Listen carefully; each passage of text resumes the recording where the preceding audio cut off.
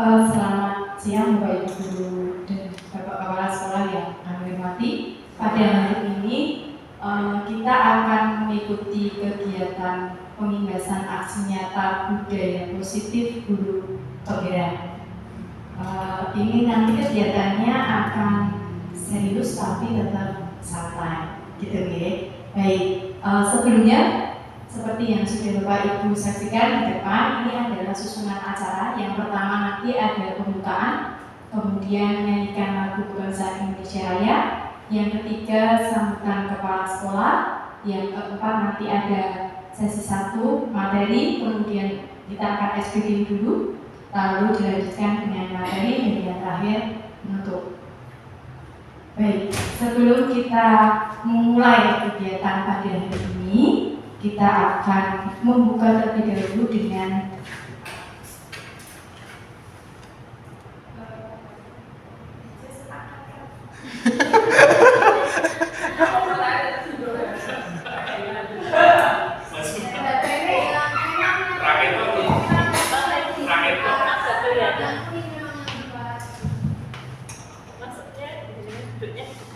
harus kelihatan ya? Harus kelihatan. ya, Nah, sana Pak, sana Pak. Sudah, oke, berarti lanjut ya Pak Evan ya. Baik, untuk selanjutnya kita akan buka dulu acara pada siang hari ini dengan berdoa kepada Ibu Lolita.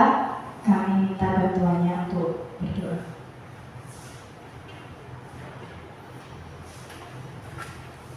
Baik, selamat siang Bapak Ibu. Sebelum kita memulai kegiatan kita di siang hari ini, kita siapkan hati dan pikiran kita untuk berdoa. Doakan saya ini secara Katolik untuk Bapak Ibu yang lain, mohon menyesuaikan. Dalam nama Bapa dan Putra dan Roh Kudus, amin. Ya Tuhan Allahku yang Maha Besar, sungguh kami bersyukur kepadamu karena pada siang hari ini kami telah Engkau kumpulkan untuk acara penginggasan budaya positif. Bimbinglah dan berkatilah kami ya Tuhan, agar apa yang disampaikan oleh narasumber bisa memberikan kami pengetahuan yang luas dan meninggalkan pula budaya positif yang baik di tengah anak-anak kami, sehingga budaya baik yang ada di sekolah kami semakin baik dan menjadi berkat bagi sesama.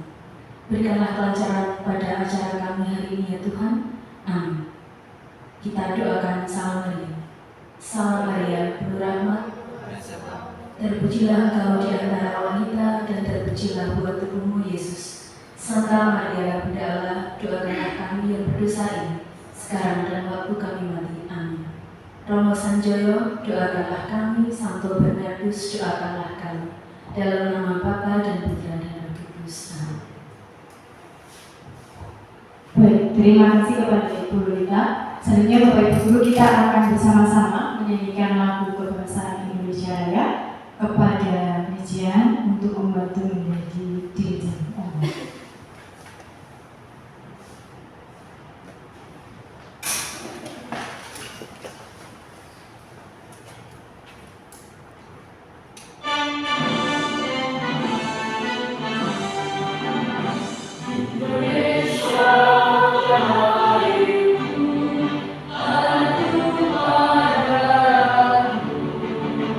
Di sana aku beri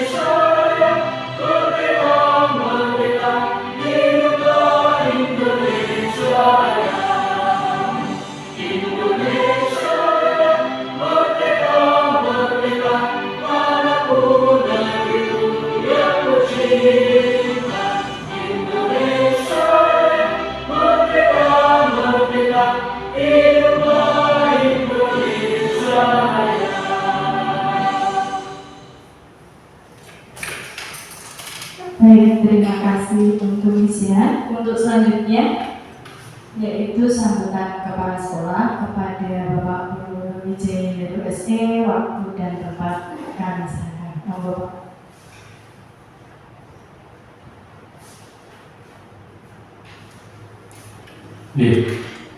Terima kasih atas waktu dan tempat. Yang pertama, selamat siang Bapak Ibu guru sekalian. Selamat siang Kumariyuni. Pada hari ini, siang ini kita akan melaksanakan pengibasan budaya positif di SMA Setelah Ujian Purwo.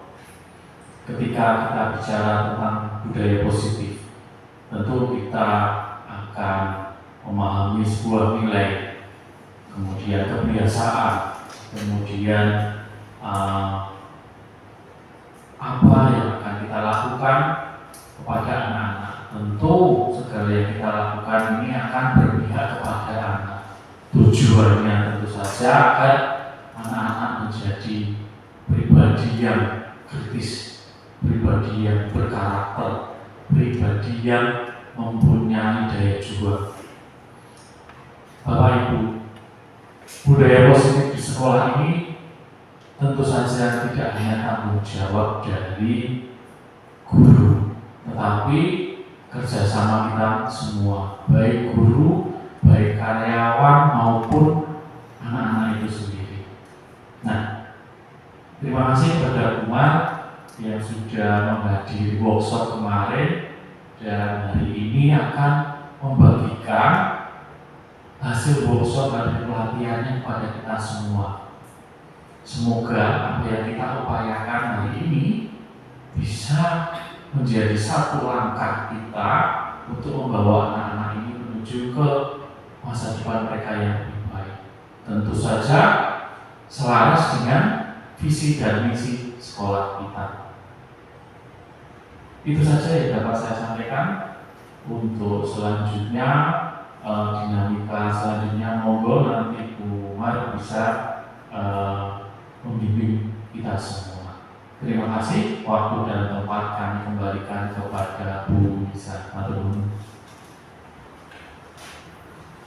Baik, terima kasih kepada Bapak Bolo. Baik, terima kasih sekali lagi kepada Bapak Bolo. Untuk selanjutnya, Bapak Ibu, kita langsung akan ke materi. Nanti penyampaian materi akan disampaikan oleh Ibu Mariuni SS. Untuk waktu dan tempat kami serahkan sepenuhnya. Monggo Bu Mariuni. Biar matur nuwun Bu Lisa. Bapak Ibu guru hebat yang saya kasih, izinkan saya di sini untuk menyampaikan hasil dari lokakarya pengibasan guru penggerak untuk sekolah-sekolah yang belum ada guru penggeraknya. Nah, untuk materi di lokakarya kemarin itu adalah materi budaya positif.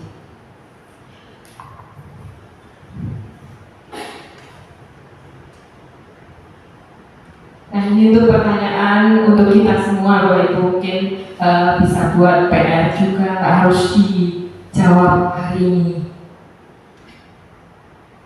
Setuju atau tidak setuju? Yang pertama, hukuman dapat mendisiplinkan anak. Yang kedua, pemberian hukuman dengan hal positif seperti membaca atau membersihkan halaman sekolah dapat meningkatkan disiplin anak. Yang ketiga, memberi penghargaan dapat meningkatkan motivasi belajar anak. Nah, ini pertanyaan yang buat PR saja, tidak usah dijawab di sini. Yang nanti bisa dipikir-pikir sambil bertahan di rumah. Kita lanjutkan. Untuk kedepannya pada materi budaya positif Bapak Ibu, nanti yang akan disampaikan yang pertama ada disiplin positif dan nilai-nilai kebajikan universal. Yang kedua, teori motivasi, hukuman, penghargaan, dan restitusi. Yang ketiga, keyakinan kelas. Yang keempat, kebutuhan dasar manusia dan dunia berkualitas. Yang kelima, restitusi. 5, posisi kontrol. Yang keenam, segitiga restitusi. Sebelum masuk ke materi, kita akan menonton sebuah video yang sebenarnya video ini di PMM sudah ada.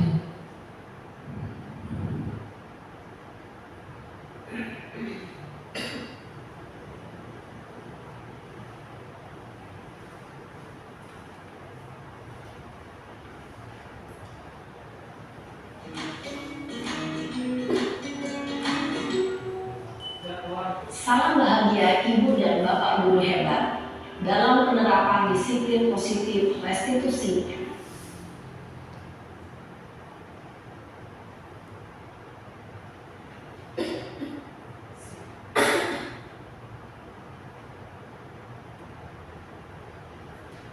Dan dari video ini nanti Bapak Ibu, kita bisa memposisikan diri kita di mana kita berada.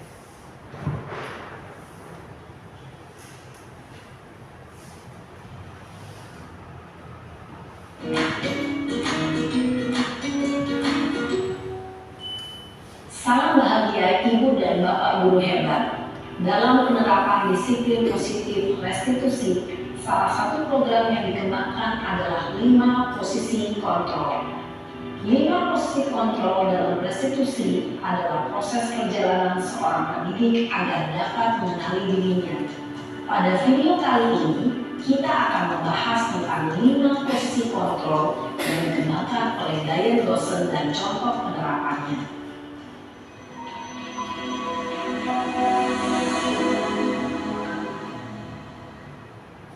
5 posisi kontrol itu adalah 1. Posisi penghukum. 2. Posisi pembuat merasa bersalah. 3. Posisi teman. 4. Posisi pemantau atau monitor. Dan 5. Posisi manajer. Untuk lebih memahami kelima posisi tersebut, mari kita saksikan kasus Nathan yang terlambat hadir 20 menit di sekolah dan melihat bagaimana kelima posisi kontrol dalam menghadapi masalah tersebut.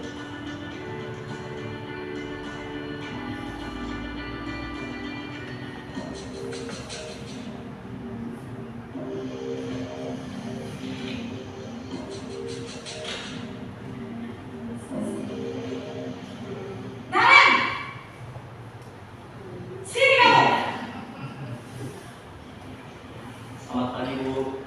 Selalu terlambat. Kamu deh, pasti terlambat. Maaf, Bu. Saya Apa? Apa coba? Alasan kamu apa lagi? Kapan sih kamu tidak terlambat? Malas sekali ya kamu jadi anak. saya Dasar pemalas. Gak kapok-kapok sih kamu. Sudah berapa kali terlambat? Sana, kamu keliling lapangan basket 2 kali. kenapa saya harus keliling lapangan basket, Bu? Kenapa? Kamu melawan ibu. Berani-beraninya jawab. Sudah terlambat, masih berani jawab pula. Sekarang, keliling lapangan basket 5 kali sekalian. Biar kapok. Cepat. Pergi sana ke lapangan basket. Posisi penghukum biasanya berbicara dengan nada tinggi, menghardik, menunjuk-nunjuk, menyakiti, dan menyindir. Hukuman bisa berupa fisik maupun psikis. Ibu dan Bapak Guru hebat, dampak yang terjadi pada murid ketika guru berada pada posisi penghukum adalah murid cenderung akan memberontak, bahkan menyimpan dendam.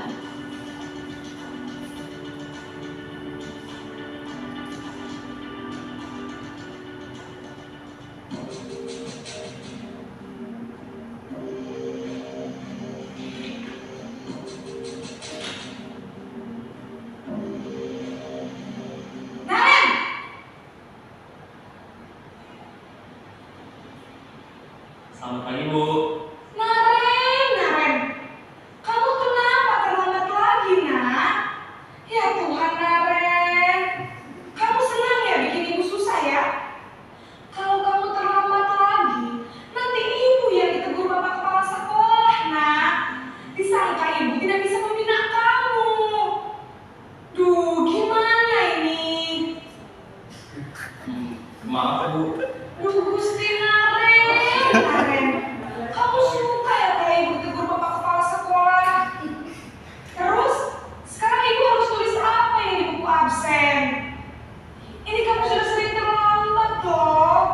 Ibu harus apa coba? Maaf, Bu.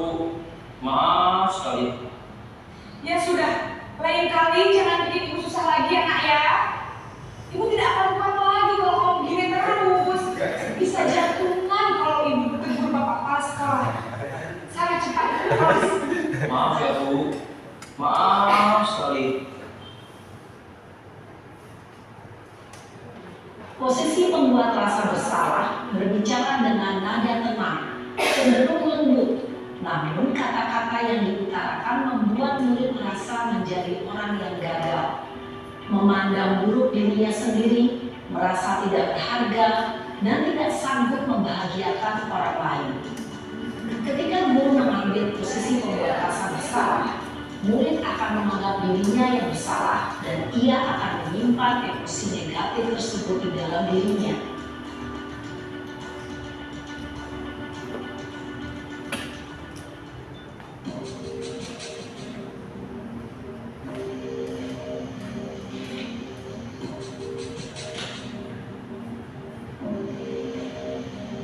Naren!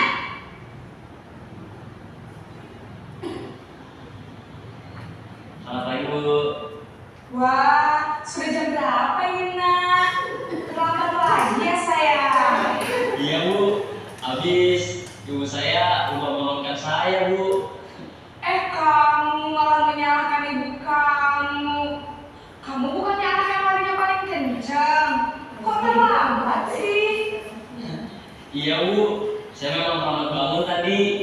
Jadi, biarpun saya lari kencang, tetap gak kekejar, Bu. Ya sudah sana. Nanti lain kali larinya lebih kencang lagi ya. Biar gak terlambat lagi. Bikin seneng ibu.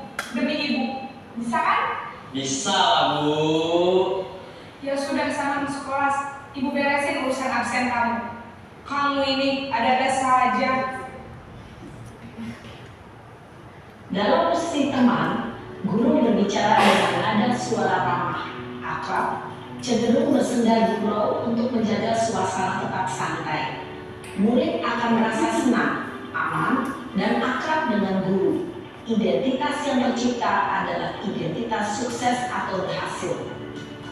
Namun, perlu diingat, karena ini masih dorongan eksternal, maka ada faktor ketergantungan dari murid kepada orang tertentu.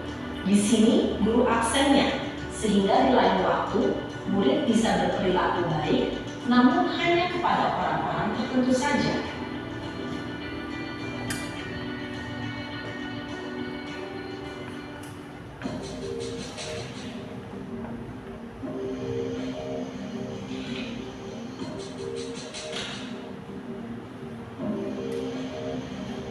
Naren!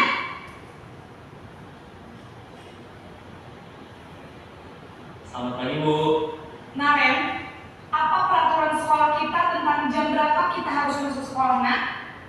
Kita harus di sekolah jam 7, Bu. Iya betul, sekarang sudah jam 7.20. Naren sudah tahu konsekuensinya jika terlambat hadir. Paham, Bu. Saya harus tinggal kelas pas jam istirahat selama 20 menit. Iya benar, konsekuensinya demikian. Jadi nanti jam 9.30 pas istirahat, kamu harus tinggal di kelas, kerjakan tugas tambahan untuk ketertinggalan kamu, ya? Baik, Bu. Posisi pemantau mengandalkan penghitungan atau data untuk mengontrol murid. Guru mengarahkan murid berdasarkan peraturan dan konsekuensi. Seorang pemantau menunjukkan bahasa tubuh dan ekspresi wajah yang datar dan cenderung formal.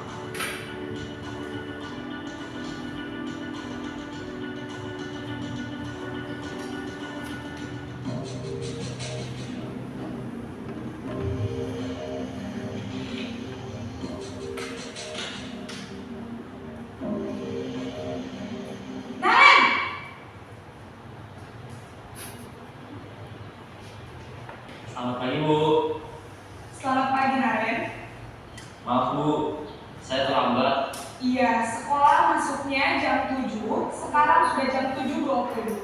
Jadi sekarang bagaimana ini, Naren? Maaf Bu, saya lupa setel alarm saya semalam. Baiklah, menurut kamu, keyakinan sekolah yang mana yang perlu kamu tingkatkan?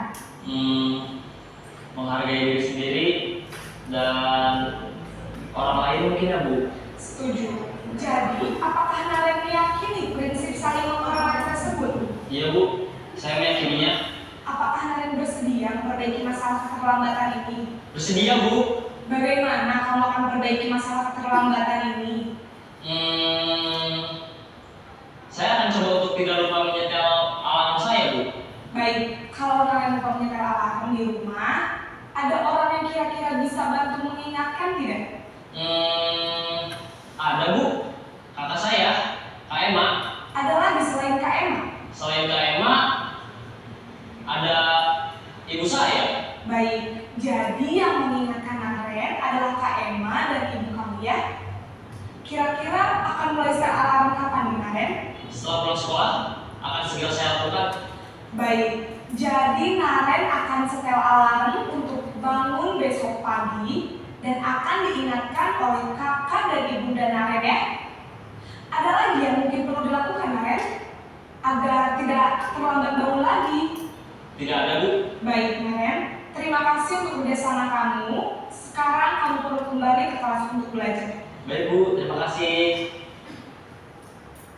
Posisi manajer adalah posisi kontrol yang disarankan untuk membimbing murid memiliki sikap disiplin yang positif, yaitu murid yang mandiri, bertanggung jawab, dan dapat memecahkan masalah. Tujuan dari posisi ini adalah agar murid dapat berefleksi atas tindakannya. Guru akan dengan tulus memberikan pertanyaan-pertanyaan bermakna, sehingga membuat murid dapat belajar dari kesalahannya dan mencari sebuah solusi untuk menyelesaikannya. Ibu dan Bapak guru hebat, setelah mengamati adegan kelima posisi kontrol tadi, kira-kira posisi mana yang paling ideal? Posisi mana yang dapat menunjang motivasi intrinsik murid? Ya, tentu posisi manajer. Posisi ini memang posisi ideal yang ingin dituju setiap pendidik. Pada posisi inilah, guru dapat menerapkan disiplin positif yang berpihak pada murid, yang memerdekakan murid. Perjalanan seorang pendidik tentunya tidak mudah untuk sampai pada posisi seorang manajer. Namun, tujuan kita pasti, yaitu menciptakan murid-murid yang mandiri, merdeka, dan bertanggung jawab. Semoga penggambaran 5 posisi kontrol yang telah diperlihatkan ini dapat menjadi ajang refleksi bagi kita semua, agar dapat terus mengasah dan menerapkan disiplin positif yang memerdekakan murid. Mari terus berlatih dan bersemangat. Selamat menerapkannya. Salam dan bahagia, Ibu dan Bapak guru hebat.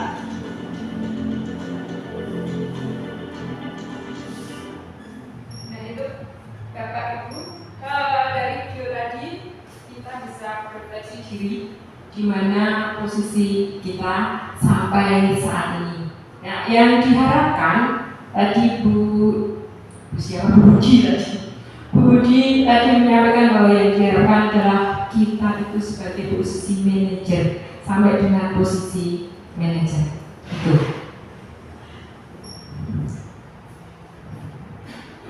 Kita lanjutkan Ibu.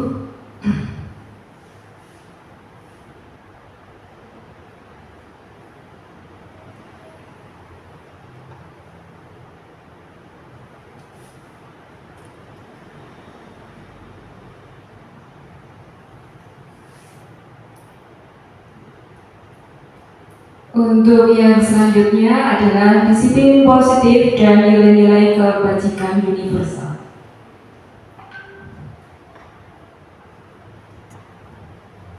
Saya mohon Pak Asih sama Bu Devi, Bu Devi dulu. Maju Bu, saya minta maju. Bu, tolong tuliskan di sini hal yang apa ya? Hal yang paling berharga untuk Bu Devi. Silakan ditulis di sini. Paling berharga. Barang boleh, rasa juga boleh, terserah Allah. Silakan. Orang boleh. Orang juga boleh. Silakan. Mas Bobo. Sudah Bu? Nah sekarang dilipat Bu.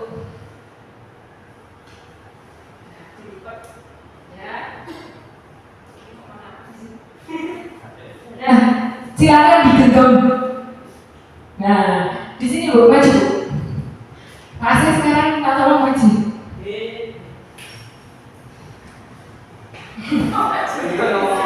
Majunya di sini saja. Nah, Pak Andre dan Nita, ini kan Bu Dewi sudah punya sesuatu yang berharga buat dirinya, betul Bu? Nah, ini kalau berharga diminta orang lain enggak? Enggak boleh. Nah, tolong barang berharga Bu Dewi ini dengan minta, dengan apapun mau dirayu boleh, mau dengan paksa boleh, mau dengan ancam juga boleh. Silakan. Pokoknya sampai ini diberikan. Oh iya, iya.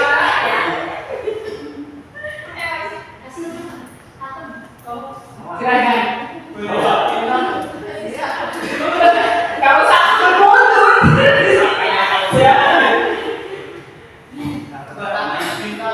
Kita bisa saling menjaga bareng. Ya udah, pakai silakan. Udah mau kasih jam kalau enggak juga tetap menggunakan. Jangan lain. Ayo. Boleh ya? Kenapa nggak boleh? Ya, kalau dijaga satu orang kan benar tuh. Kalau dijaga dua orang kan bisa lebih kuat ya.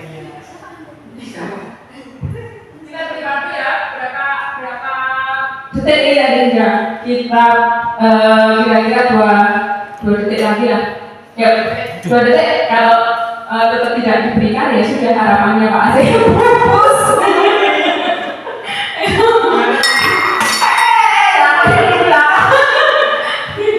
Ya, silakan dilakukan. Kita jaga bareng. Ayo rayu terus, rayu.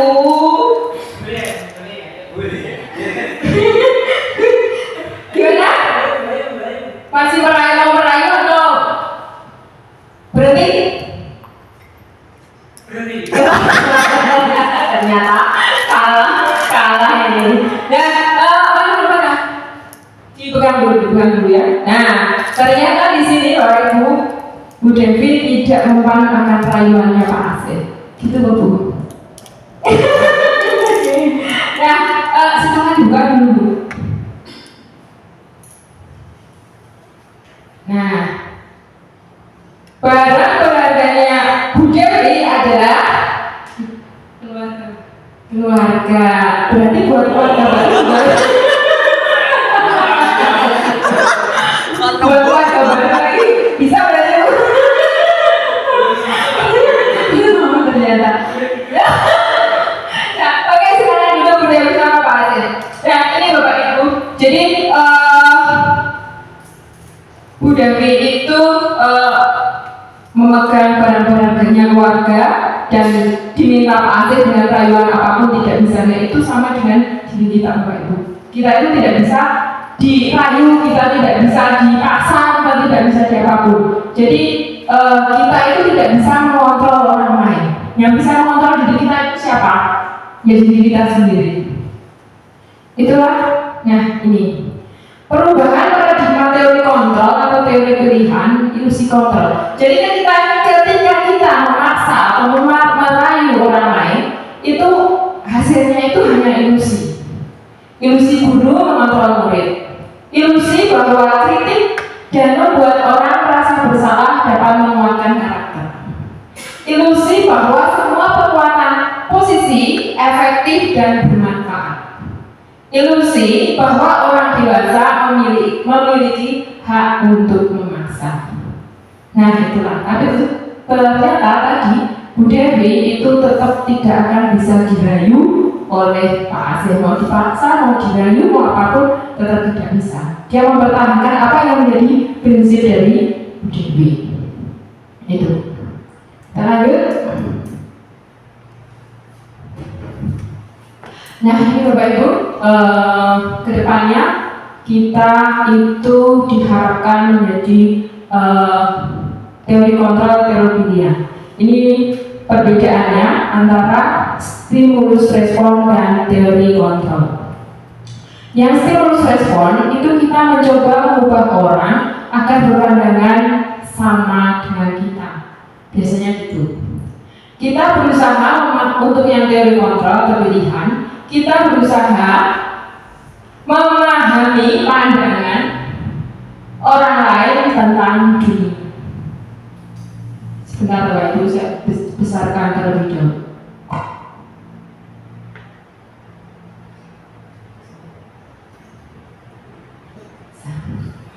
Yang kedua, perilaku buruk dilihat sebagai suatu kesalahan. Semua perilaku memiliki tujuan. Yang kanan ini yang menjadi harapan ke depannya. Sikap kita ya Bapak Ibu maksudnya. Orang lain bisa mengontrol saya. Hanya ada yang bisa mengontrol diri Anda.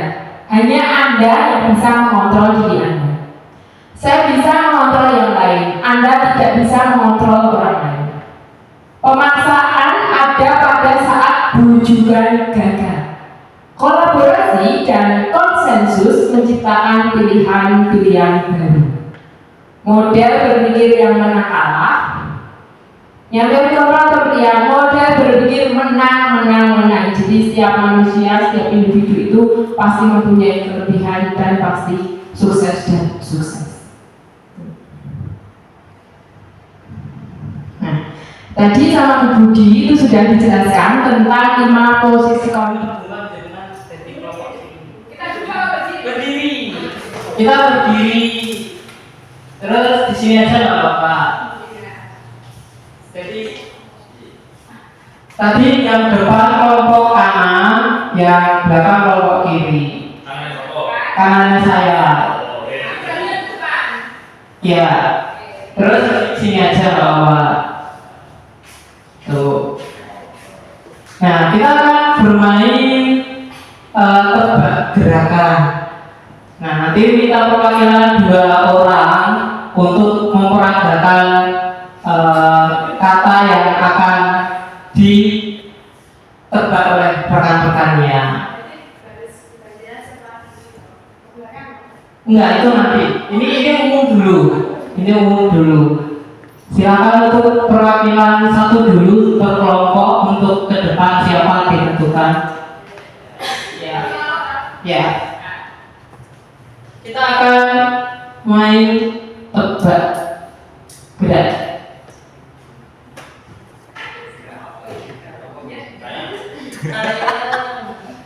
Baik, yang di sisi kiri nanti ya Pak, tidak boleh ngomong, jadi cuma gerak.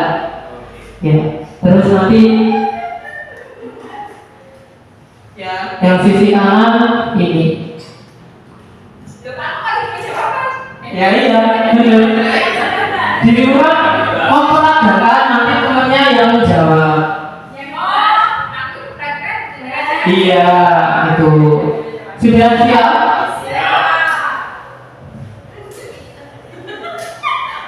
Iya. Iya. Ini temanya kita jalan dulu. Ya, kita mulai dari enggak, memperagakan hewannya.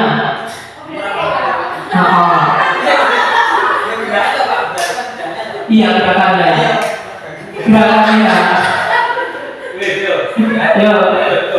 Yuk. Mulai dari Pak Erwin ya Pak. Silakan ditebak. Kata, ya betul kata. Terus semua ada oke.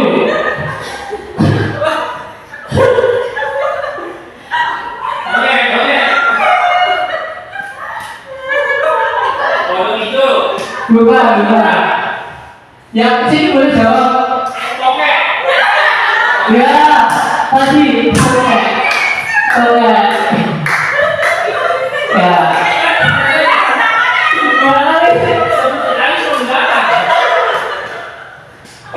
Ya satu lagi. Beda orang. Beli tak itu.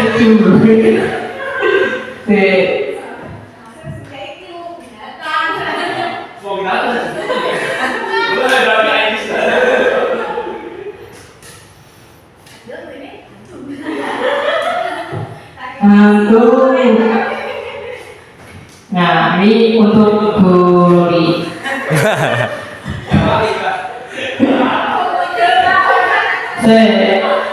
Terus ini untuk Miss Dian.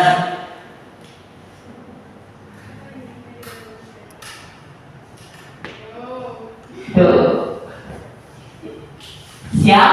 Udah dimikirkan gerakannya? Sudah, kita mulai dari Miss Dian dulu. 1, 2, 3. Guru. Kurang tepat. Spesifik lagi, Pak. Oh, spesifik lagi. Oke. Raja Wali. Udah. Andi. Nyerah. Rasmati. Mana ada hati? Ayam. Yang biasa jadi simbol di gereja. Guru aja. Nah, Bupati.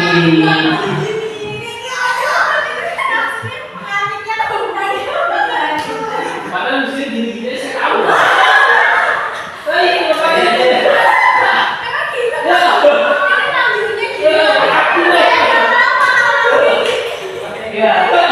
Sekarang kita beli ya. Silakan beli 1, 2, 3.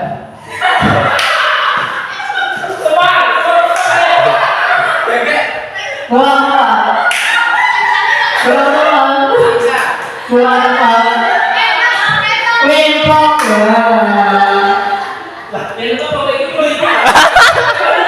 Tapi jangan yang ini.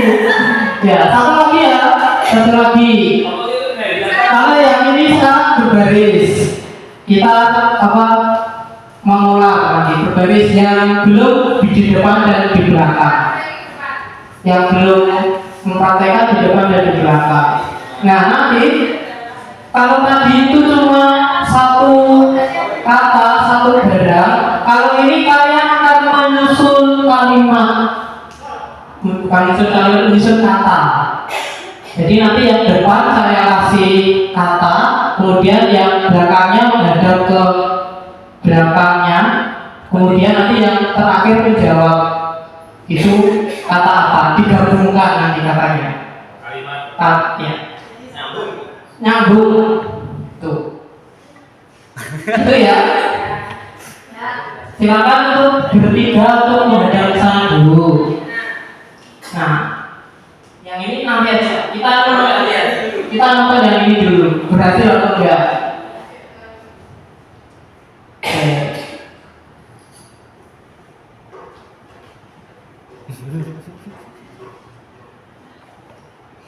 Nah, silakan diperagakan dari Bumar dulu. Bumar. Nah, sudah sekarang diperagakan ke Miss Dian.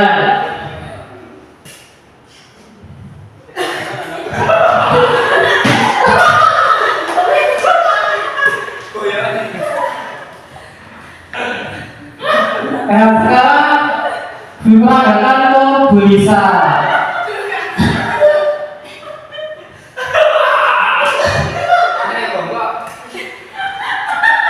Silakan Bu Lisa memikirkan jawabannya. 2 kata.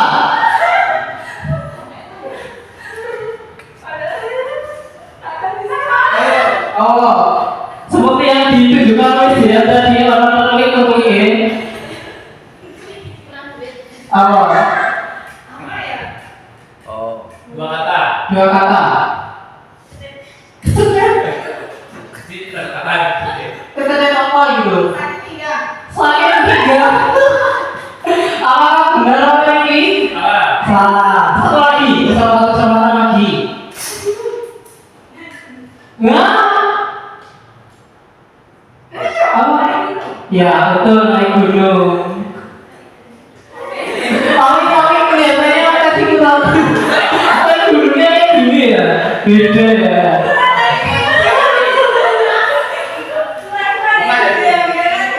Ya, sekarang giliran kelompok yang ini. Orang.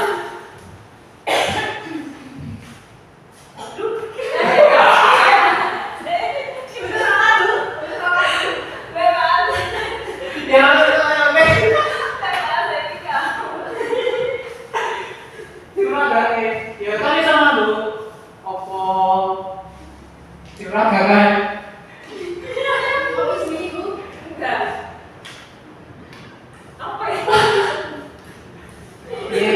Dibikin sih.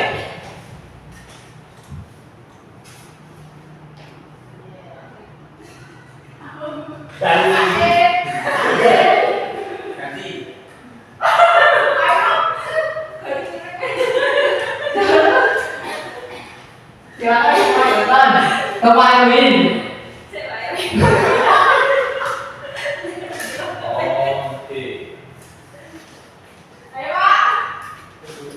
Iya.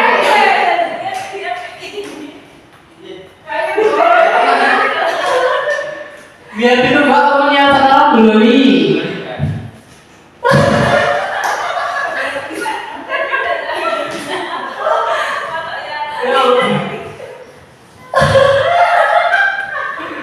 Kira-kira apa jawabannya? Hah? Sakit perut? Bukan. Tapi mirip-mirip seperti itu. Keren. Apa? Ada jawaban lagi? Bukan. Yang benar apa, Bu?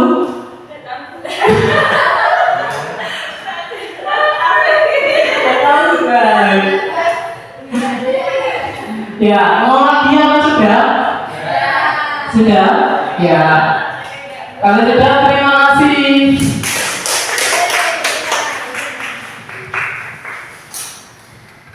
Membuat kita bahagia. Dan kita lanjutkan Bapak Ibu. Yang kedua, itu adalah teori motivasi, hukuman, penghargaan, dan restitusi.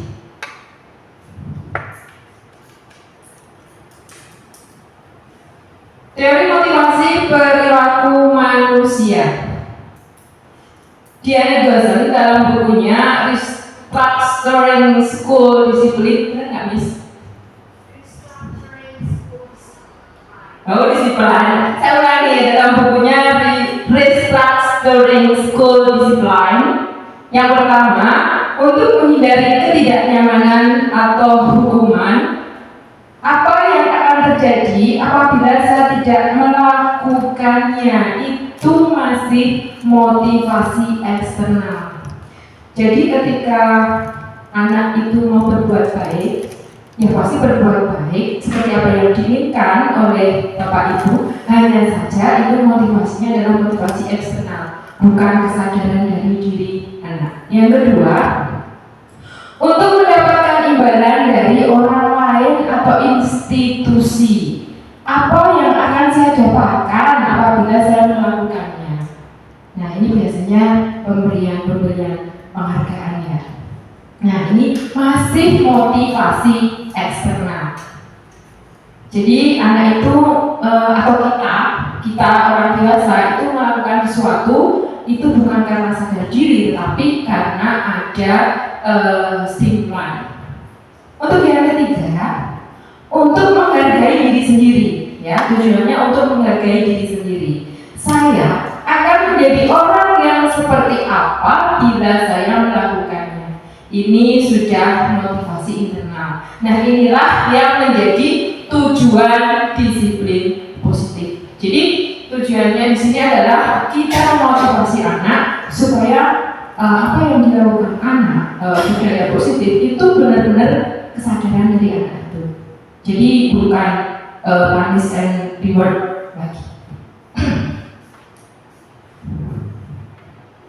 dan kita pun sebagai orang dewasa juga masih seperti itu. Saya juga masih sering melakukan seperti itu, tapi nanti ke depannya kita mencoba untuk bareng-bareng berlaku seperti yang sesuai dengan teori Diagusen ini.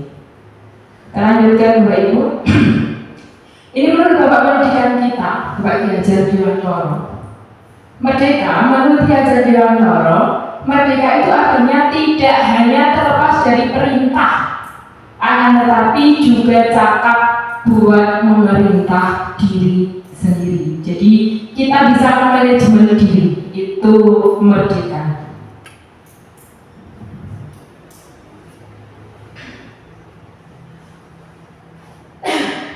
Selanjutnya Bapak Ibu, kok di layar tidak terlalu jelas ya? Jelas nggak Pak Asir? Jelas ya? Nah, dihukum oleh penghargaan, bahwa penghargaan berlaku sama dengan hukuman. Jadi di sini dijelaskan bahwa penghargaan itu berlaku sama dengan hukuman. Dalam arti meminta atau membujuk seseorang melakukan sesuatu untuk memenuhi suatu tujuan tertentu dari orang yang meminta atau membujuk.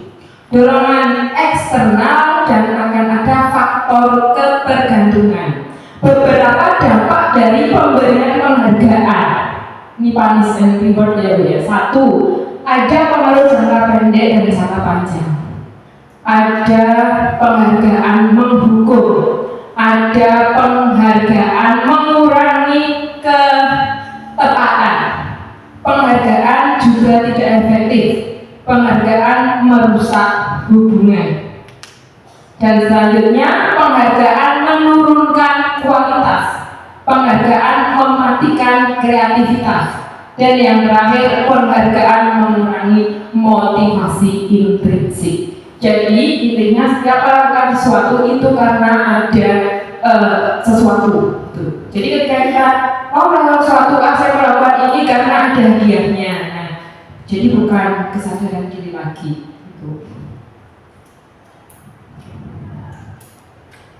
Nah, ini yang kedepannya pengakuan atau apresiasi. Apresiasi adalah penilaian positif yang diberikan seseorang terhadap orang lain atau bisa juga terhadap sesuatu yang dia kerjakan. Selain pekerjaan, apresiasi juga lekat dengan segala hal yang berhubungan dengan karya seni, karya sastra, atau karya-karya lainnya. Dalam memberikan apresiasi atau pengakuan perlu diingat beberapa hal. Beri pengakuan secara khusus, beri pengakuan secara pribadi, dan beri pengakuan kepada semua murid bergantian, dan beri pengakuan secara konsisten, fokus, dan proses. Intinya ketika kita dengan anak didik itu semuanya itu istilahnya tidak ada satu dua yang diberi yang kita puji, tetapi semuanya kita harus memuji. Jadi tidak pilih kasih lah, seperti itu. Kita lanjutkan Bapak Ibu. Kita skip aja. Ini ada beberapa pertanyaan Bapak Ibu, mungkin yang bisa menjawab, tapi sebenarnya sudah ada jawabannya di slide berikutnya. Nah, ini ada tindakan guru yang kanannya ada hukuman atau konsekuensi. Jadi yang di kolom kiri itu hal-hal yang diberikan oleh guru pada siswanya. Untuk yang kolom kanan itu masuk hukuman atau konsekuensi. Yang pertama, mencatat 100 kali di dalam buku dengan kalimatnya saya tidak akan terlambat lagi, saya tidak akan terlambat lagi, saya tidak akan terlambat lagi, sampai dengan 100 kali. Nah, kira-kira itu hukuman atau konsekuensi Bapak Ibu? Nanti dijawab sendiri ya, tidak usah dijawab di sini.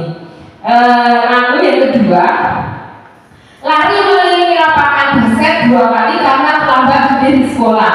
Nah, itu masuk hukuman atau konsekuensi? Dibatin saja, nanti jawabannya ada. Yang ketiga, murid diminta untuk push up 15 kali karena tidak menggunakan masker di sekolah. itu masuk hukuman atau konsekuensi. Yang keempat, menggantikan kertas tugas teman yang telah dicoret-coret.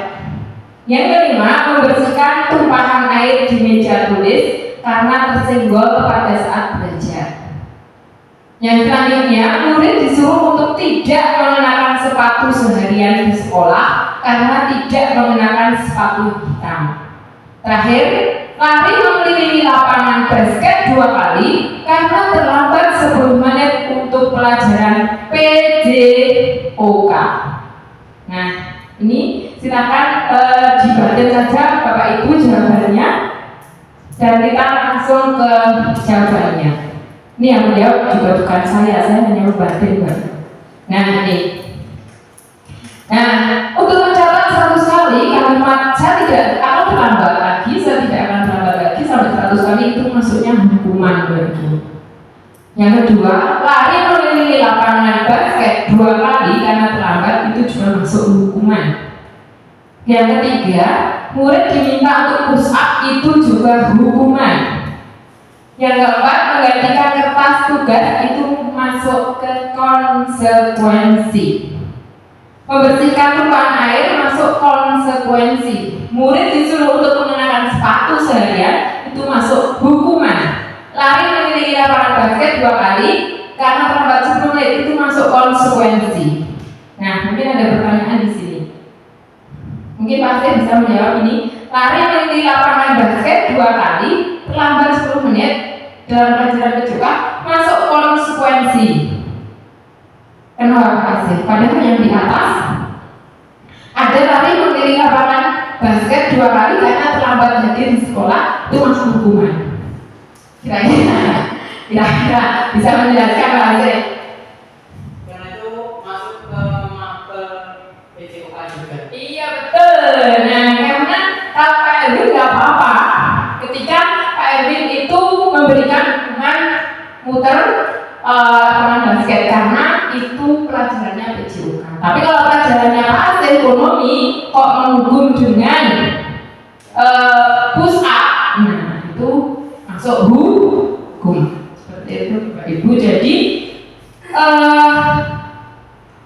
hal-hal yang apa ya, yang sebagai namanya apa sih? Dampak ya, dampak itu disesuaikan dengan temanya.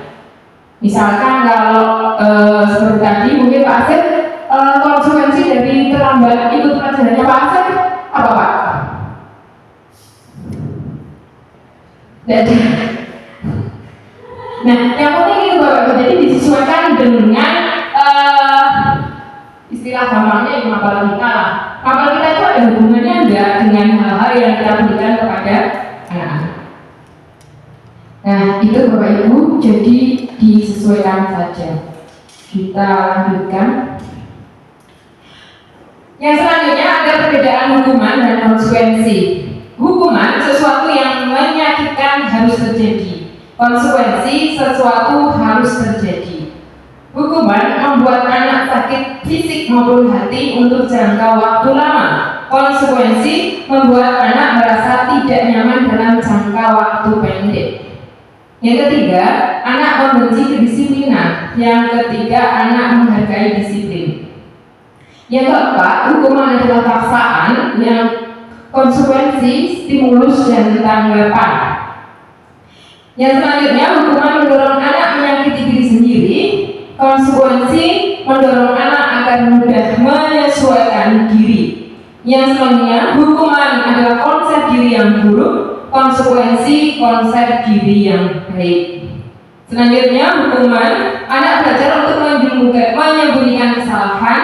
Dan yang konsekuensi anak belajar untuk mematuhi peraturan. Terakhir, hukuman marah, merasa bersalah, dipermalukan, merasa tak dihargai. Untuk konsekuensi kehilangan hak, dibuat tidak nyaman, diasingkan untuk sementara time out. Nah itu Bapak Ibu. Nah sebelum kita masuk ke materi berikutnya yaitu tentang restitusi, kita akan menonton video lagi.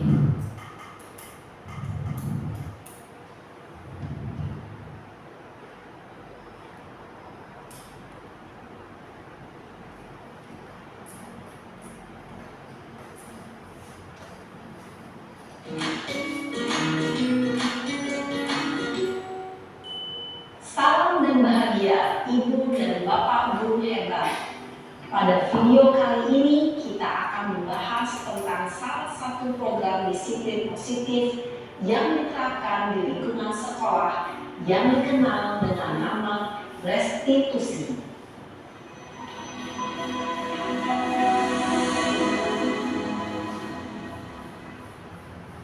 Restitusi dikembangkan oleh pakar pendidikan dari Boston, berlandaskan pada teori kontrol Dr. William Gleiser.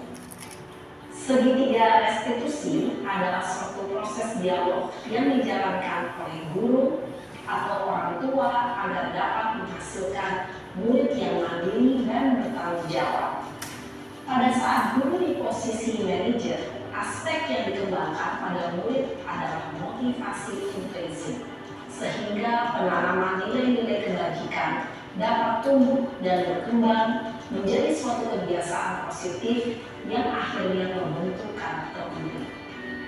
Proses dialog ini terdiri dari 3 langkah yang digambarkan pada ketiga sisi pada segitiga restitusi. Sisi pertama adalah menstabilkan identitas. Sisi yang kedua adalah validasi tindakan yang salah. Dan sisi yang ketiga adalah menanyakan keyakinan.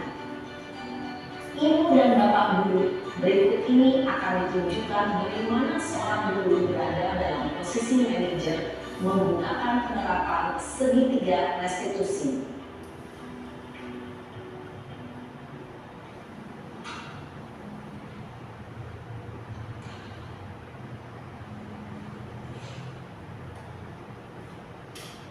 Siang Sarah. Siang Pak. Sudah lama nggak ketemu Sarah? Kenapa hari ini ada di sini?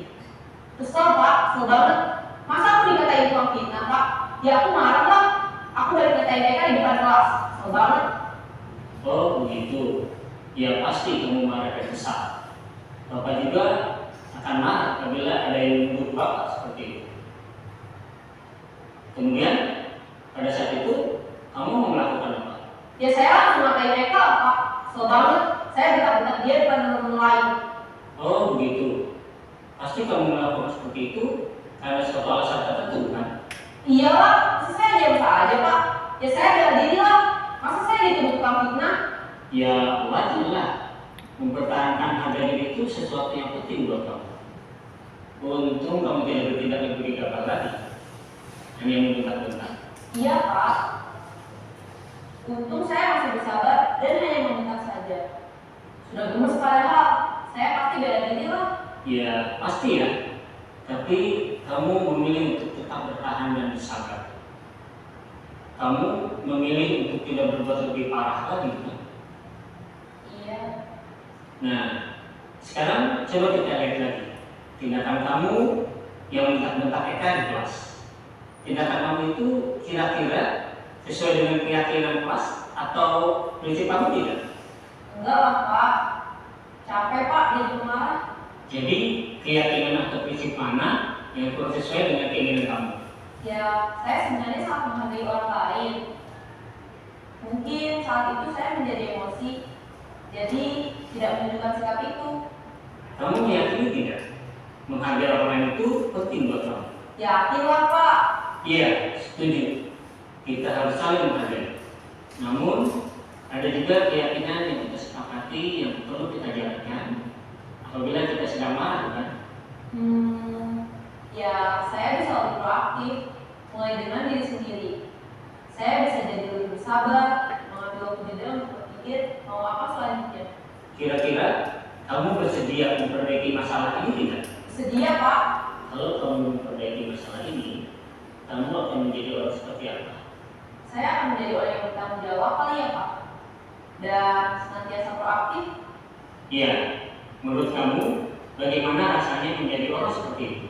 Ya nyaman lah, bangga bisa bersabar dan menahan diri. Baiklah kalau begitu. Yuk kita pikirkan bagaimana memperbaiki masalah ini.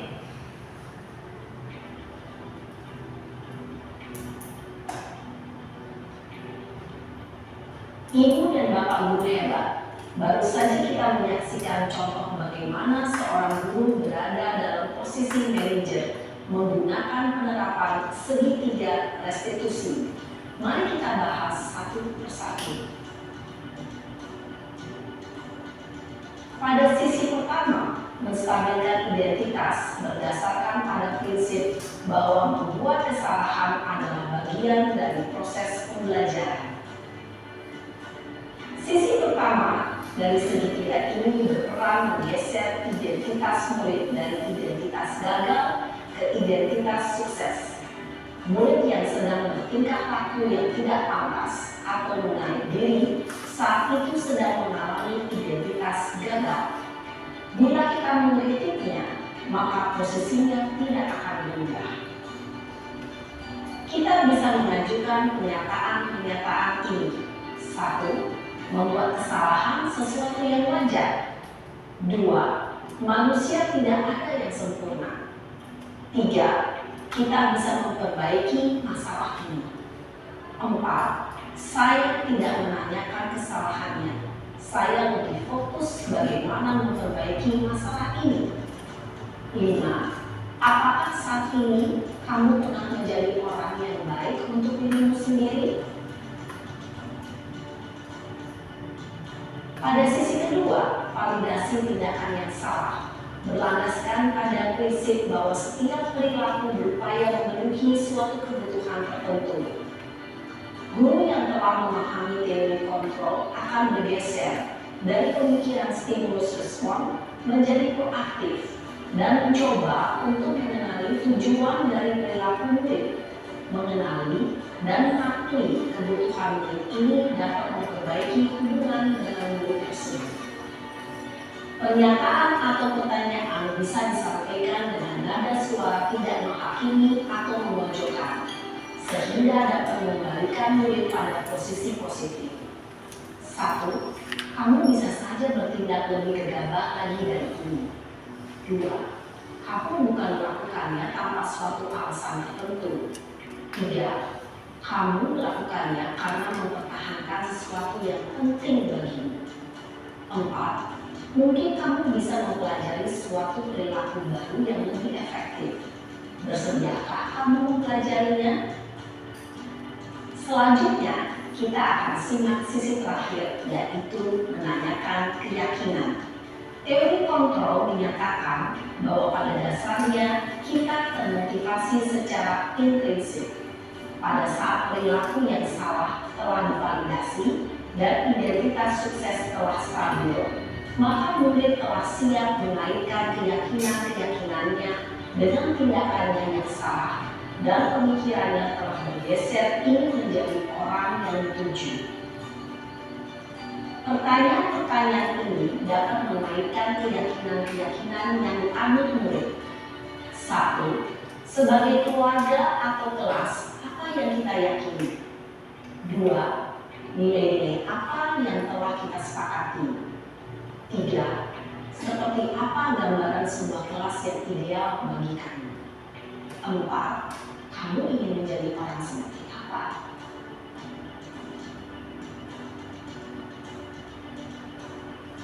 Dalam menerapkan segitiga restitusi, perlu memperhatikan beberapa hal, yaitu 1.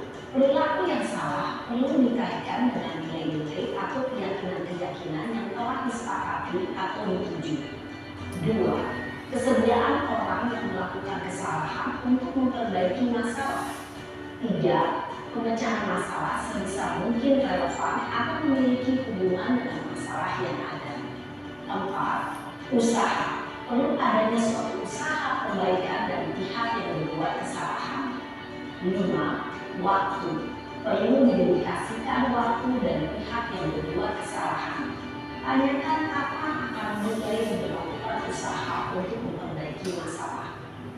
Dengan memahami struktur penerapan segitiga restitusi, diharapkan guru dapat menerapkan posisinya sebagai manajer dengan mengajukan pertanyaan-pertanyaan bermakna yang dapat membuat murid menjadi lebih percaya diri, bertanggung jawab, dan mandiri. Nah, Ibu Bapak Guru perlu tidaknya mengikuti ketiga tahapan dalam segitiga restitusi bergantung pada ringan beratnya suatu permasalahan. Misalnya, bila permasalahan tersebut ringan, maka tidak perlu dijalankan secara berurutan. Bahkan bisa semudah menanyakan apa keyakinan yang kita sepakati. Dengan menjalankan menjalankan segitiga restitusi dengan mengajukan pertanyaan-pertanyaan bermakna, diharapkan boleh menjadi kuat secara pribadi, dapat membuka wawasan hidup agar dapat menyelesaikan permasalahannya sendiri, semakin percaya diri, mandiri, dan merdeka. Salam dan bahagia, Ibu Bapak Guru hebat.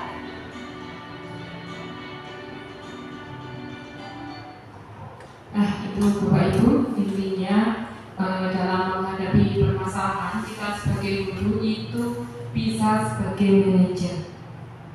Mungkin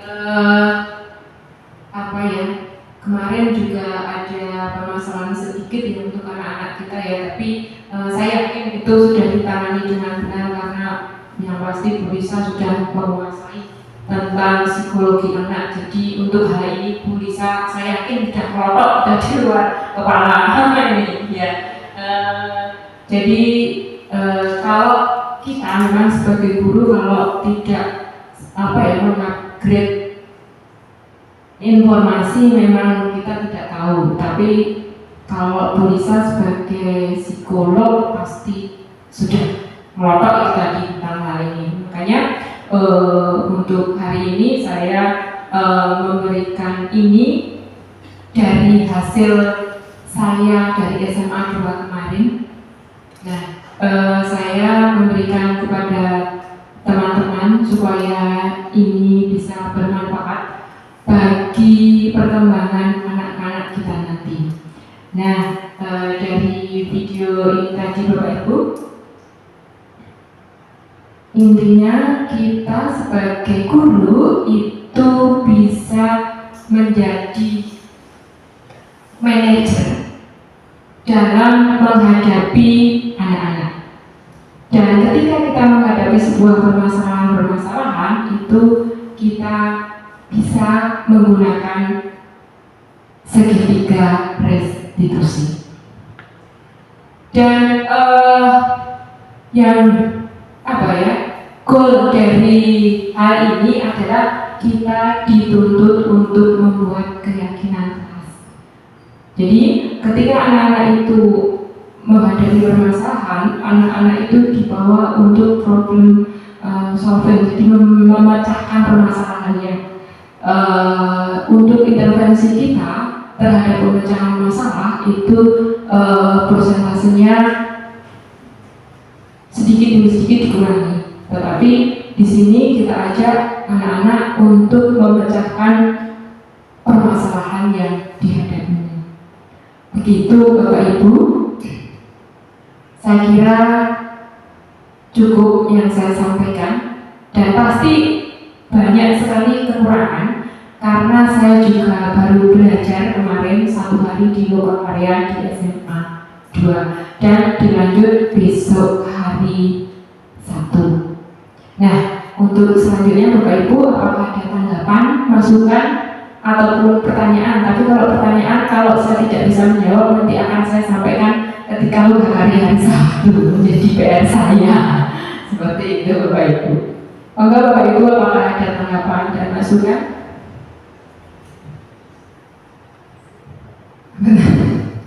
Bagaimana? Tidak ada. Kalau tidak ada, terima kasih Bapak Ibu sudah hadir di sini untuk pemimbasan budaya positif dari pemimbasan guru penggerak di SMA Daerah Istimewa Jakarta. Bapak Ibu, untuk akhir kata saya mohon maaf apabila banyak kesalahan dalam menyampaikan informasi dan banyak tutur kata saya yang tidak berkenan di hati, dan juga tingkah laku saya atau tidak tanduk saya yang tidak berkenan di hati Bapak Ibu, saya mohon maaf. Untuk selanjutnya waktu dan tempat saya serahkan kepada Bu Lisa. Baik, kita berikan tepuk tangan dulu Bapak Ibu. Baik, sekali lagi kami ucapkan terima kasih Bu Malini atas banyak sekali informasi dan juga pengetahuan yang sudah diberikan hari ini. Semoga nanti kita semua ya Bapak Ibu guru, tugas kita untuk menerapkan budaya positif di sekolah kita demi kemajuan sekolah, demi kemajuan anak-anak kita dan juga kemajuan diri kita sebagai guru juga. Baik, Bapak Ibu, kita telah sampai di penghujung kegiatan hari ini. Terima kasih banyak atas keterlibatan Bapak Ibu guru hari ini. Terima kasih waktunya juga, dan juga terima kasih kepada Bu Marini. Semoga besok kalau ada informasi lagi nanti bisa disampaikan di penginggasan yang selanjutnya. Saya juga memohon maaf apabila dalam membawakan acara hari ini banyak kekurangan. Sebagai penutup, kita akan berdoa terlebih dahulu kepada Bapak Asih. Kami mohon bantuannya untuk berdoa.